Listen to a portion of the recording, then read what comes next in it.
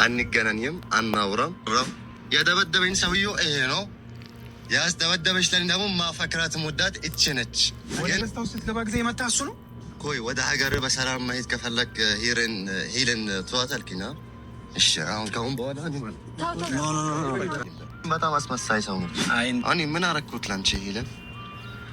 አሪፍ ጊዜ አብረን ጨው አይደለም ስኳር በምላስ ያልቀምሰው። አረ የትኛው ነው የሚታመነው ሰው አለ።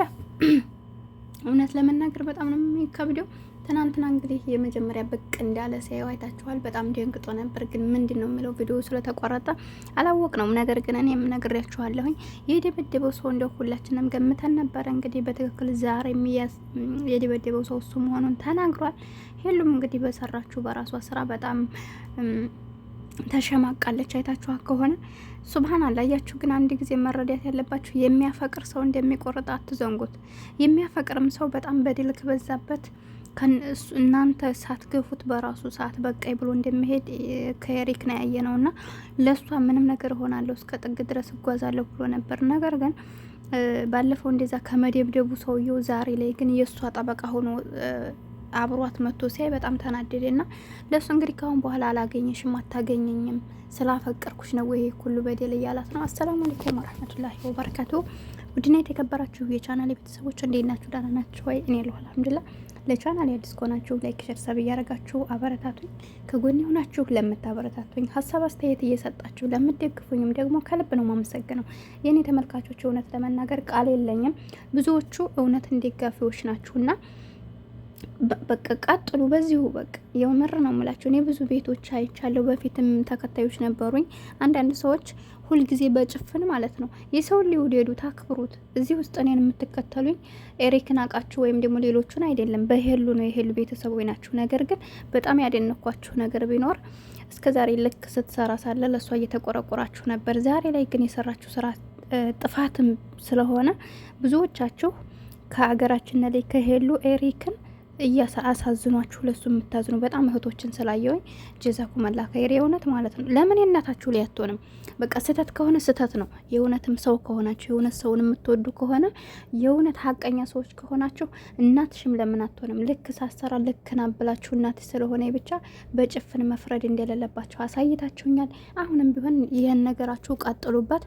በቃ ማንም ቢሆን ከእውነት ጎን መቆም አለብን። እኔም አሁን የምሰራባቸው ልጆች አሉ። በቃ ልክ ሲሆኑ ልክ ናቸው ነው የምለው። ስህተት ሲሆኑ ደግሞ ስህተት ናቸው ስል ብዙ ተመልካቾች በፊት አንዳንድ ተመልካቾች አይደግፉኝም ነበረ። በቃ ምን አገባሽ ሁሉ የሚሉኝ ሰዎች አሉ። ግን አሁን ላይ እኔን የምትከተሉኝ ሰዎች በቃ እውነትን ደጋፊዎች ስለሆናችሁ አላህ በእውነት መንገድ ያጽናችሁ እላችኋለሁ ውዶችዬ። አንጠቅማቸውም። እነዛን ሰዎች ስለወደድናቸው ስህተት እየሰሩ ልክ ናቸው ብሎ ማለት ጥሩ አይደለም። እና ወደ ተመልካቾች ለእውነት ስለቆማችሁ በጣም ነው ማከብራችሁ መወዳችሁ ማለት ነው። እና ሄሉ እየሰራች ያለችው ስራ በጣም ትክክል አይደለም። አንደኛ እንትን ሰጥተዋትም ከሆነ ይሄ ነገር አለ አይደል፣ ብዙ ጊዜ እንትን ይሰጣቸዋል፣ የሆነ ተምሲል ነገር እነሱ መሆን ያለባቸው ካራክተር ይሰጣቸዋል። እና ካራክተርም ሰጥተዋት ከሆነ ይሄ ነገር ለእሷ ጥሩ አይደለም። ለምንድን ነው እነሱ ያኔ አሁን ይሄ ስራ ነው ብለው ካራክተሩንም እየሰራይ ግን እሷ ራሷን እያስጠላች ነው ያለችው። ሰው እየጠላት ነው ያለውና ከማርክ ጋር በነበረበት ከቢኒ ጋር በነበረበት አንዳንድ ሰዎች ካላዛር ገሳለችም ብዙ ሰዎች ልክ አይደለችም ትሏት ነበር። እና እኔ ግን እንደዚህ አይነቱን ልክ ያልሆነችበት ቦታ ላይ ልክ አይደለችም ብዬ አለፍኩታለኝ። ልክ ስትሆንም ደግሞ እደግፋታለሁ። እኔ ሰው ጥላቸው የለብኝም። ነገር ግን አሁን ላይ በዚህ ላይ የተደረገው ነገር ልክ አይደለም። ምክንያቱም እሷ ስለወደዳት ነው ይሄን ሁሉ መስዋዕት እየከፈለ ያለው። በዛ ላይ ደግሞ አንድ ሰው በቃ እናንተን አምኖ እስከቀረባችሁ ድረስ ኃላፊነት ልትወስዱ ይገባል። ይሄ ልጅ እንግዲህ ከአንደኛ የኛ ሀገር ሰው አይደለም፣ የውጭ ሀገር ሰው ነው። ቋንቋቸው አንድ አይደለም፣ እምነታቸው አንድ አይደለም። ነገር ግን ለፍቅር ነው መስዋዕት እየከፈለ ያለው።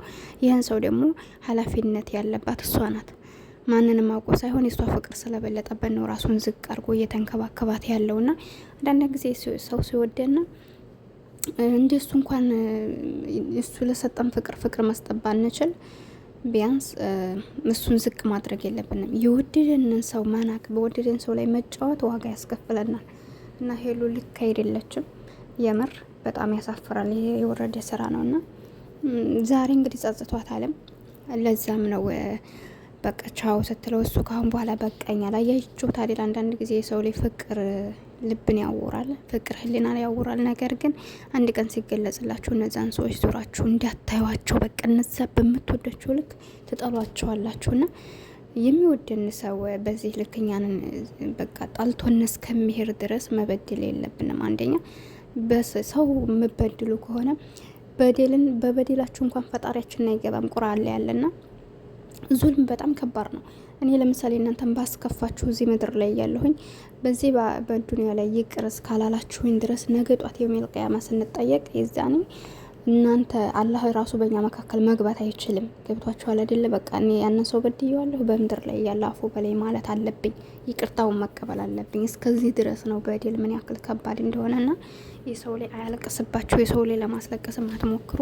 በዛ ላይ ደግሞ የወደዳችሁን ሰው አንድ ሰው ስለወደዳችሁ ሰው ለምን ይበደላል? እና ከፈለጋችሁ ትቀጥላላችሁ፣ ካልፈለጋችሁ ደግሞ መተው በቃ ከላስ ከምትቀጥሉ ከሆነ ተቀጥላላችሁ። ካልቀጥላችሁ ደግሞ እናንተ ያጣችሁት ነገር የለም። ብዙ ሰው እንደሚወዳችሁ ታውቃላችሁ። በራሳችሁ ኮንፊደንስ አላችሁ፣ ትሰራላችሁ።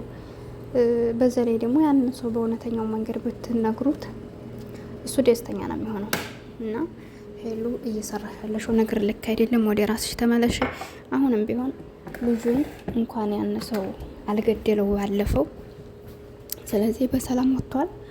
በዛ ሰዓት አሁን የኛን ህዝብ ታውቃላችሁ ወይ በጩቤ ዘንጥሎ ቢጠላውና ቢሞትባት ችግር ውስጥ ነበረ መገባው ማለት ነው። እና አሁንም ቢሆን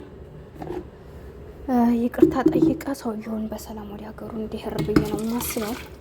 አንዳንድ የግድሌት ስራ ዋጋ ያስከፍሉናል እና በጣም ያሳዝናል። በዚህ መልኩ ግን ዝቅ ብሎ እና ተጎድቶ በማየቴ በጣም ነው ያሳዝነው። እና እናንተስ ምን ትላላችሁ? ይሄ ነገር ልክ ነው ወይስ የተሰማችሁን ነገር ኮሜንት ላይ ያስቀምጡልኝ ሁላችሁ ማለት ነው። እኔ በጣም ነው ያናደደኝ መጥቶ እሱ ነው ብሎ ሲናገር፣ እውነትም ይሄ ልጅ ከሆነ እንደዚህ የመታው ራሱ እንደሆነ በቃ ሲያዩ ነው ያናደደው። እና አንዳንድ ጊዜ እናንተ እየወደዳችሁት ያነሰው በስተጀርባችሁ ጠላታችሁ ሆኖ ስታገኙት በጣም ያማል።